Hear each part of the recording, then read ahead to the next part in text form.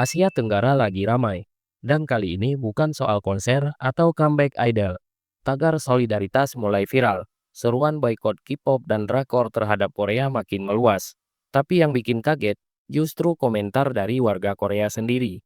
Ada yang bilang boykot nggak akan ngaruh, ada yang khawatir industri bisa kena dampak besar, bahkan ada yang menantang. Ayo, adu kekuatan finansial. Apakah ini cuma perang komentar di internet? Atau benar-benar ancaman serius bagi industri hiburan Korea di Asia Tenggara? Simak sampai akhir, karena komentar mereka lebih panas dari apa yang kamu bayangkan. Dan seperti inilah komentar-komentar dari warga Korea. Menurutku nggak gitu juga sih. Aku sudah jadi fan K-pop dan K-drama puluhan tahun. Tapi beberapa tahun terakhir ini, aku hampir nggak pernah lagi ngikutin kabar terbaru mereka. Malah, aku sudah benar-benar berhenti nonton K-drama. Jadi, bukan hal yang mustahil kok kalau seorang fan K-pop ikut melakukan boykot. Drakor saja nggak bisa mereka boykot, sok-sokan. Lihat nih peringkat Netflix di Indonesia dan Malaysia kemarin. Yang ada malah makin banyak karya Korea yang masuk daftar.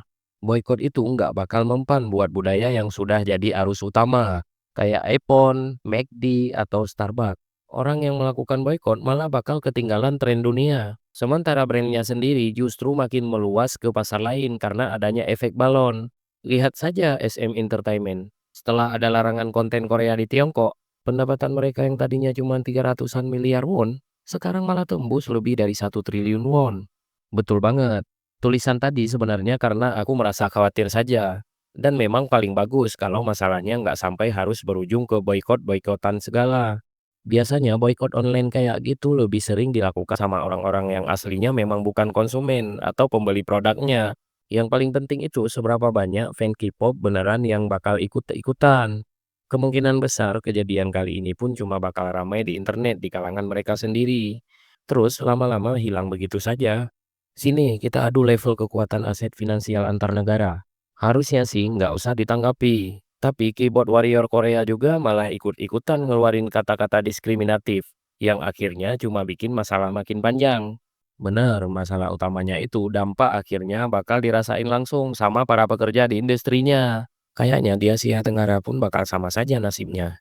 Di mana-mana pun sama saja. Bocah-bocah yang hobi adu atau debat kusir di internet itu sebenarnya nggak ada pengaruhnya sama sekali ke industri. Pemikiranmu terlalu dangkal. Begitu boykot dimulai, pihak sanalah yang bakal hancur duluan. Lihat saja Thailand kemarin. Biarpun mereka sudah keluar-keluar nggak jelas soal Korea, tetap saja nggak ada pengaruhnya sama sekali. Katanya negara lain selain Indonesia sih nggak peduli sama sekali. Makanya bakal susah buat benar-benar pengaruh ke industrinya. Masa mereka mau ngelepas keuntungan yang didapat dari negara kita cuma gara-gara masalah itu? Meme atau yang mereka sebut sebagai boykot itu sebenarnya cuma semacam cara buat menang-menangan secara mental saja. Meme di Indonesia itu juga cuma cara mereka buat merasa tenang dengan membanding-bandingkan diri sama negara manapun. Biar kelihatan hebat, ibarat ikan buntal, kalau diganggu ya mereka bakal sengaja menggembungkan badan pakai udara. Tapi ya tetap saja cuma ikan kecil yang isinya angin. Mereka cuma pingin kelihatan besar saja. Ya terserahlah mau gimana juga. Aku nggak peduli sama dunia hiburan karena isinya orang-orang sayap kiri semua. Emangnya K-pop itu apaan sih? Cuma jadi pion yang mengakar kuat. Padahal makin berisi harusnya makin merunduk ya. Duh, kenapa sih kalian tega banget? Sayang banget ya situasinya jadi kayak begini. Dunia budaya atau hiburan mah biasanya emang condong ke kiri, jadi aku nggak peduli. Boykot mungkin terlihat seperti sekedar tren di media sosial.